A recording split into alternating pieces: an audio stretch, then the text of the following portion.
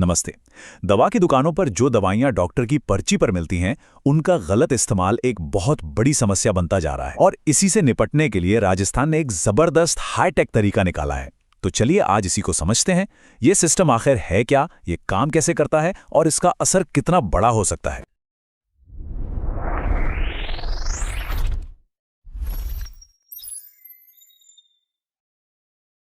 तो सबसे बड़ा सवाल यही है कि फार्मेसी के काउंटर के पीछे जो ये एक छिपा हुआ हेल्थ क्राइसिस चल रहा है, उससे आखिर रोका कैसे जाए।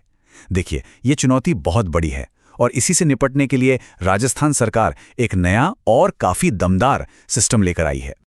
तो सबसे पहले आइए यही समझते हैं कि आखिर इस नए सिस्टम की जरूरत पड़ी ही क्यों, मतलब प्रॉब्लम कितनी बड़ी थी। देखिए, प्रॉब्लम सिर्फ एक नहीं है बल्कि कई लेयर्स में है। एक तरफ तो पेन किलर्स और नींद की गोलियों का जबरदस्त मिसयूज हो रहा है, वहीं दूसरी तरफ कफ सिरप को लोग नशे की तरह इस्तेमाल कर रहे हैं।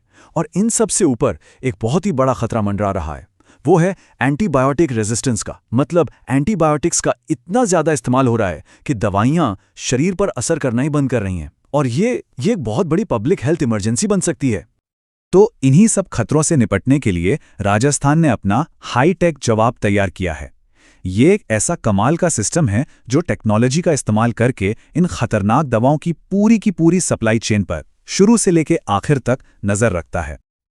और सरकार इस मामले को कितना सीरियसली ले रही है, इसका अंदाजा इसके बजट से ही लग जाता है। पूरे 2,39,00,000 रुपया। ये कोई छोटी मोटी रकम नहीं है। इतने पैसे सिर्फ इस ड्रग मॉनिटरिंग सिस्टम के लिए रखे गए हैं। तो ये साफ है कि ये मुद्दा अब सरकार की टॉप प्रायोरिटी लिस्ट में आ चुका है। अच्छा, तो इस पूरे सिस्टम का जो दिमाग है ना, वो है एक AI पावर्ड ऐप और एक वेब पोर्टल। इसे सरकार के IT डिपार्टमेंट के साथ मिलकर तैयार किया गया है। अब इसका काम क्या है? इसका काम है दवा के फैक्ट्री से निकलने से लेकर मरीज के हाथ तक पहुंचने तक हर एक स्टेप की लाइव मॉनिटरिंग करना, जिसे कहते हैं एंड टू एंड ट्रैकिंग। मतलब अब कुछ भी नजर से बचना नामुमकिन है। तो सवाल ये उठता है कि यह सिस्टम असल में काम कैसे करता है। इसे समझने का सबसे अच्छा तरीका यह है कि हम एक दवा की गोली की पूरी जर्नी को ट्रैक करें। चलिए एक गोली का पीछा करते हैं, उसके फैक्ट्री में बनने से लेकर आखिर में मरीज तक पहुंचने तक। तो ये पूरा का पूरा सिस्टम 3 लेवल की ट्रैकिंग पर टिका है। बहुत सिंपल है। पहला लेवल मैन्युफैक्चरर, यानी जहां दवा बनती है। दूसरा डिस्ट्रीब्यूटर, जो दवा को आगे पहुंचाता है। और तीसरा और सबसे जरूरी लेवल मेडिकल स्टोर। तो कहानी शुरू होती है लेवल 1 से, मैन्युफैक्चरर। अब होता क्या है कि जैसे ही कोई दवा कंपनी इन दवाओं को बनाती है, उसे फौरन इस सिस्टम में सब कुछ दर्ज करना पड़ता है। कितनी दवा बनी और किस डिस्ट्रीब्यूटर को बेची गई, सब कुछ। तो समझिए, जवाबदेही का पहला चैप्टर यहीं से शुरू हो जाता है। इसके बाद आता है लेवल 2, यानी डिस्ट्रीब्यूटर। अब जैसे ही दवा का स्टॉक इनके पास पहुंचता है, उसकी एंट्री भी इस सिस्टम में हो जाती है। और फिर जब ये उस स्टॉक को आगे फार्मेसी को भेजते हैं, तो उसकी भी एंट्री होती है। मतलब सीधा सीधा हिसाब है। दवा कहां से आई, कहां गई, हर एक मूवमेंट रिकॉर्ड हो रहा है। और अब आता है सबसे अहम पड़ाव, लेवल 3, मेडिकल स्टोर। यहीं पर आकर आप समझिए पूरा गेम बदल जाता है। अब हर दवा के लिए पक्का बिल देना जरूरी है।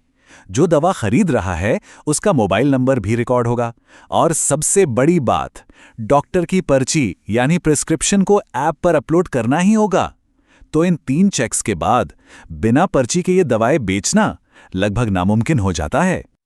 अच्छा, एक सवाल मन में आ सकता है, क्या ये सिस्टम हर एक दवा पर नजर रख रहा है? तो जवाब है नहीं। इसका फोकस एक खास कैटेगरी की दवाओं पर है, जिन्हें कहते हैं शेड्यूल H1 ड्रग्स। तो चलिए जरा समझते हैं कि आखिर ये हैं क्या। देखिए, हमारे देश में एक कानून है, ड्रग्स एंड कॉस्मेटिक्स एक्ट 1940। इसी कानून के तहत करीब 50 दवाइयों को शेड्यूल H1 की लिस्ट में रखा गया है। अगर सीधी भाषा में कहें तो ये वो दवाइयां हैं जिनके गलत इस्तेमाल का, या कहें कि जिनके नशे के तौर पर इस्तेमाल होने का खतरा सबसे ज्यादा होता है।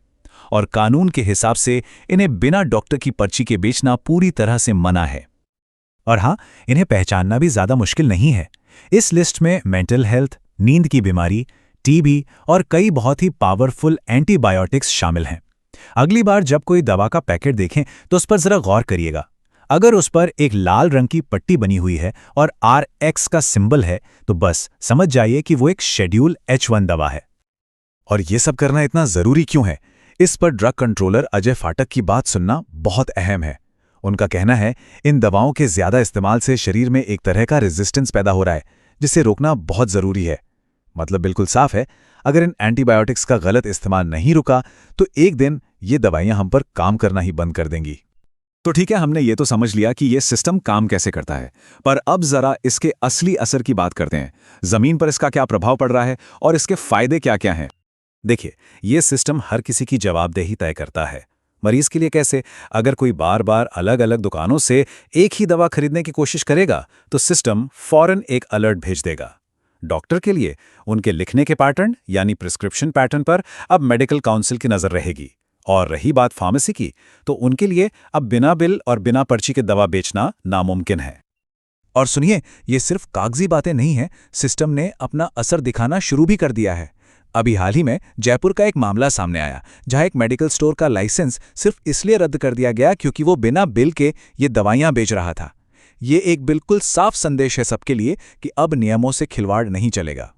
और जो भी इन नियमों को तोड़ने की कोशिश करेगा, उनके खिलाफ एनडीपीएस एक्ट के तहत बहुत ही सख्त कार्रवाई होगी। और ये एनडीपीएस एक्ट कोई मामूली कानून नहीं है। तो कुल मिला के देखें तो इस सिस्टम का सबसे बड़ा फायदा मिलता है रेगुलेटर्स को। उन्हें एक तरह का बर्ड्स आई व्यू मिल जाता है। सोचकर देखिए, एक सिंगल डैशबोर्ड पर बैठकर पूरे राज्य की दवा सप्लाई पर नजर रखी जा सकती है। कहाँ क्या गड़बड़ हो रही है, ये फौरन पता चल जाएगा और तुरंत एक्शन लिया जा सकेगा। तो राजस्थान का ये कदम वाकई एक बहुत बड़ी शुरुआत है। जब टेक्नोलॉजी की मदद से हर एक गोली को ट्रैक करना मुमकिन हो चुका है, तो ये एक बड़ा सवाल भी खड़ा करता है कि पब्लिक हेल्थ टेक्नोलॉजी में हमारा अगला कदम क्या होगा, भविष्य में और क्या क्या मुमकिन हो पाएगा।